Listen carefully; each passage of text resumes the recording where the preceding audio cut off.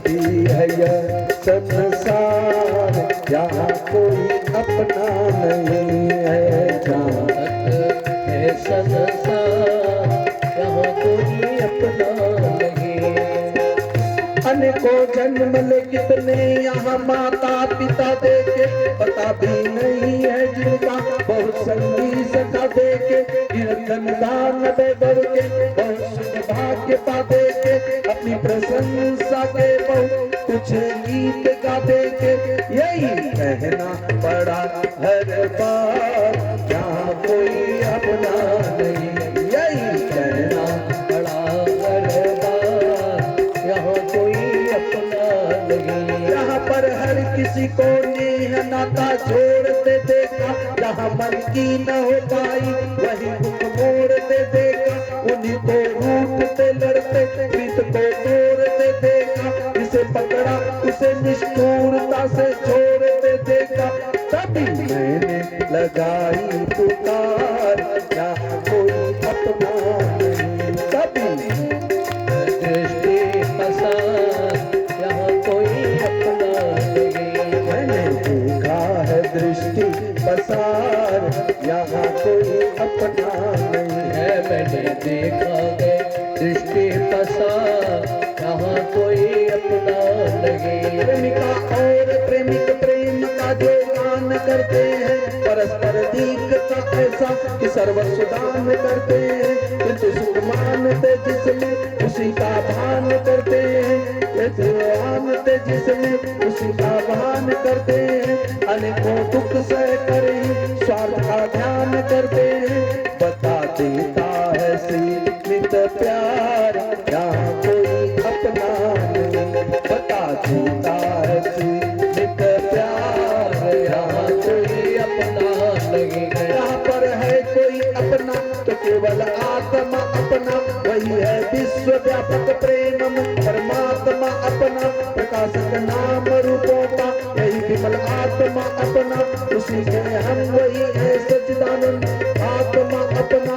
और जितने भी है आधार, जहाँ सदा रहता नहीं। और जितने भी है आधार, सदा रहता कुछ भी नहीं।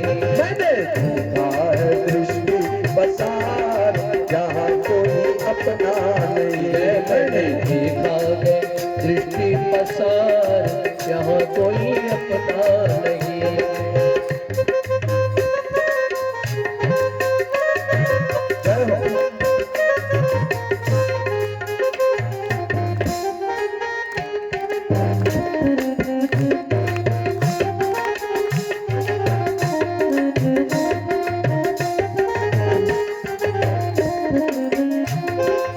तो अपना क्या है, हम कहाँ जाएं, क्या करें?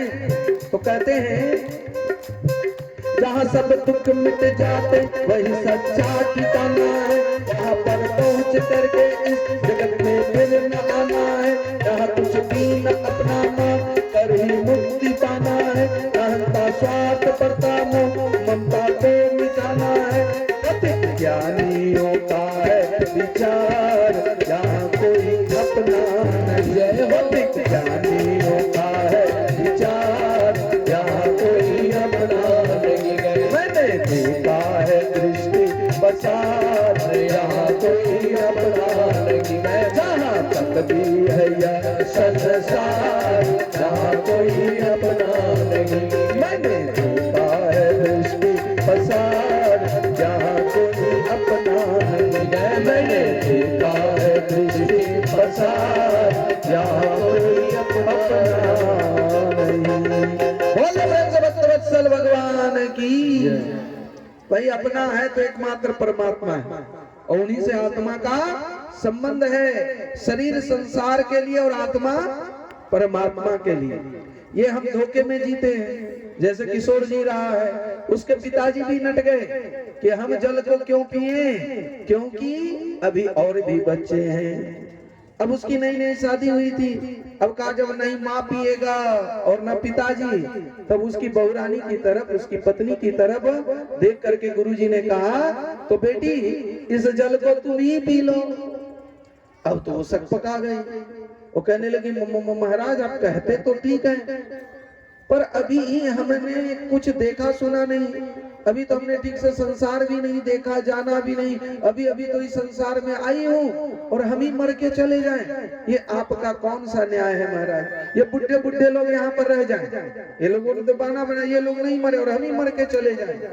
महाराज जी एक बात यदि आप आज्ञा दे तो हम कहूँ? पूछे? कहा पूछो। कहा हमने श्यामा गोपाल का सत्संग में भागवत में एक बार गए थे और वहां पर उनके मुख से सुना, वृक्ष कबहु न फल बके, नदी न संचय नीर, और परमारथ के कारण साधु ने धरा शरीर। वृक्ष कबहु न फल बके, नदी न संचय नीर, अब परमारथ के कारण साधु ने धरा शरीर। इसलिए महाराज जी कृपा करके आपका ना आगे नाथ और पीछे पगा, आगे पीछे कोई रोने वाला भी नहीं है, तो कृपया करके यदि ये जल आप ही पी जाएं तो क्या अच्छा नहीं होगा? और हम सबकी ये कहानी है, अरे बाबा को पैसे से क्या मतलब है, बाबा का तो आगे पीछे कुछ नहीं है। तो भाई यदि बाबा मस्ती में है, पैसे की जरूरत है, पैसे किसकी जरूरत है?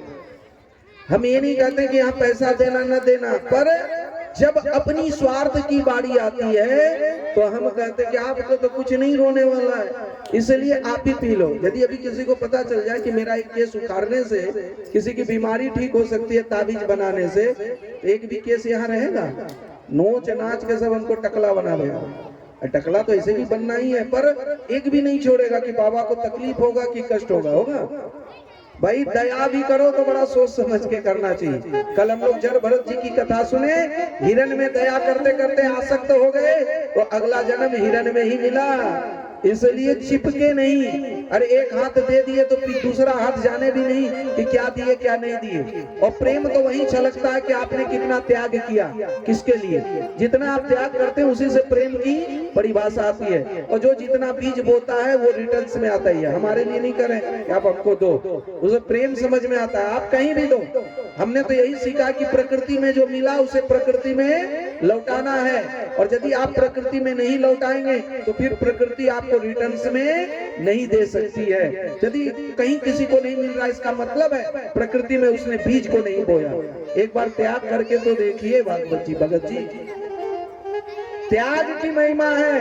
और त्याग शांति गच्छति, आपने कुछ त्याग नहीं किया इसलिए शायद कह दिया। और प्राय नेता लोग ऐसे ही होते हैं। अभी और एक आएंगे, उनकी भी खिंचाई आज करेंगे। क्या करना, हमको भी आपसे क्या मतलब, आपको तो वोट देंगे नहीं हम, और प्रचार बिना मतलब का हम करेंगे नहीं।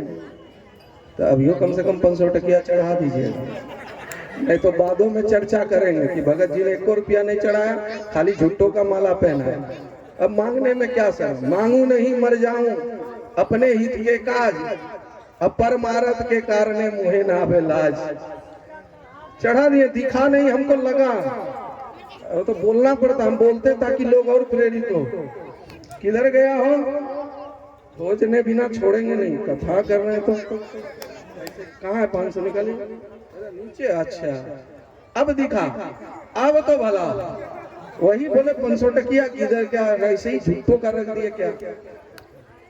एक व्यक्ति ऐसे ही आते और हाथ ऐसे करते, मतलब महाराज जी ऐसे हाथ कीजिए, ऐसे ऐसे लगा देता, लोगों को लगता कि दिया है, हम हंस देते, मुस्कुरा देते, तो उनको दूसरा आदमी डांटने लगा, आप ही लोग जो ऐसे बाबा लोग को बिगाड़ के रखे, यही जो दान देते हैं ये देते हैं इसीलिए हमेशा मांगते रहते हैं। कहा रे हम कुछ देते होते नहीं, तो कहा इतना हंसते मुस्कुराते कैसे, बस हम वहां जाते हैं, थोड़ा उनको गुदगुदी लगा देते हैं, आ जाते हैं तो उसी से वो हंस देते हैं।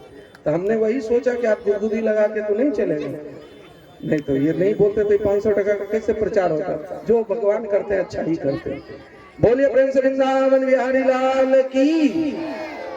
ये हमको ऐसे ही विनोद में कह गए, अभिनय हो तो क्षमा कीजिएगा, आपके माध्यम से नहीं। अब त्याग की बात बोलना था, और भगवान जो भी हो ऐसे, और बढ़िया ही हुआ तो ऊपर आ गया नीचे का पैसा।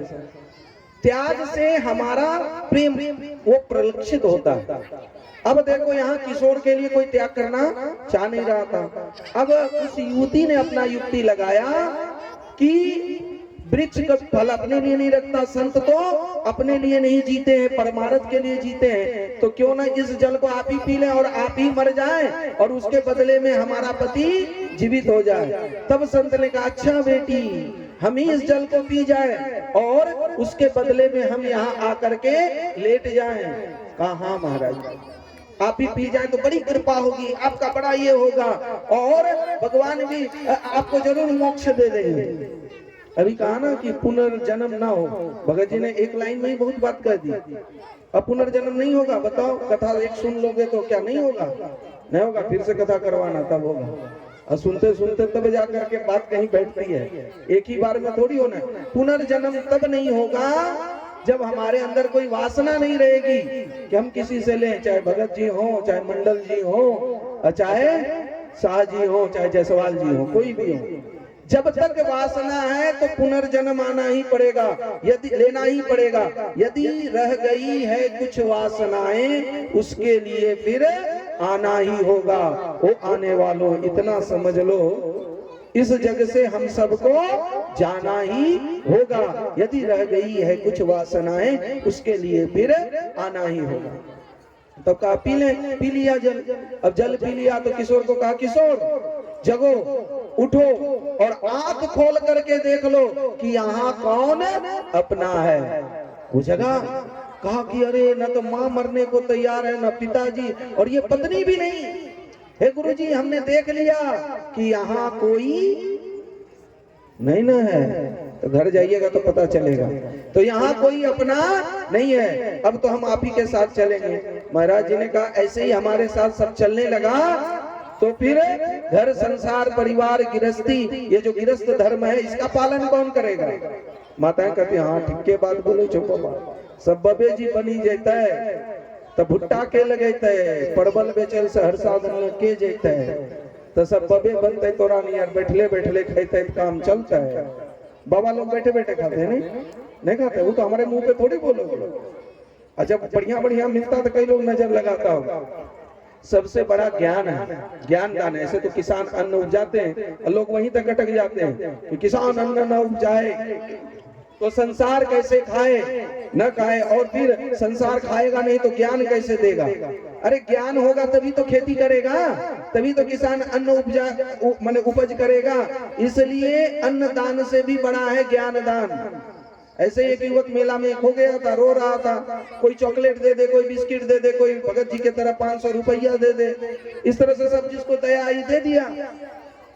अब बच्चा तो रोई जा रहा, पर एक उसमें से चालाक था, वो आया और आकर के पूछा कि तुम्हारा घर कहाँ है, पता कहाँ है, तुम कहाँ रहते हो ये बताओ और तुम्हारा घर बता दे। तो थोड़ा तुतला के बोलता था, उतना समझे, तो फिर भी उसने पता लगाया उसके घर का और दूसरे दिन उसको उसके घर तक पहुंचा दिया। तो जब घर तक पहुंचा दिया, वो पहुंच गया तो बड़ा आनंदित रहा। तो बताओ सबसे बड़ा दान किसका रहा? बिस्किट देने वाले का, वस्त्र देने वाले का, पैसा देने वाले का, किसका रहा? तो भगत जी से भी ज्यादा दान हम दे रहे हैं। वोट हम कभी खड़ा हो ना तो हमको वोट देना, भगत जी को मत देना। हम अपना प्रचार खुद क्यों ना करें, हम दूसरे का करें। 500 रुपया में 500 लाइक न करेंगे, फिर बाद में कल परसों आएंगे तो देखा जाएगा। तो भाई कहने का तात्पर्य है, संत की पूजा करने से अच्छा है खुद संत बन जाओ, खुद समाज की सेवा करें। और अपने आप को संत बनाने में कोई पैसा लगता है क्या? कोई रुपया लगता है? कुछ लगता है क्या? कुछ नहीं लगता। इसलिए खुद को संत बनाए। और संत किसको कहते हैं? जो शांति को प्राप्त कर ले, वो संत है। तो यहाँ बैराग आ गया कि हम भी चल जाएंगे। तब गुरुजी ने समझाया कि संसार से बाहर भगवान नहीं है, रहना तो संसार में ही है और संसार में रह करके ही संसार की सेवा करना है। जब तक घर वाले चाहें तो रहो, और जिस दिन घर वाले ना चाहें, तुमको यहाँ से कहे कि चल ही जाओ, अब कमाते खाते नहीं हो तो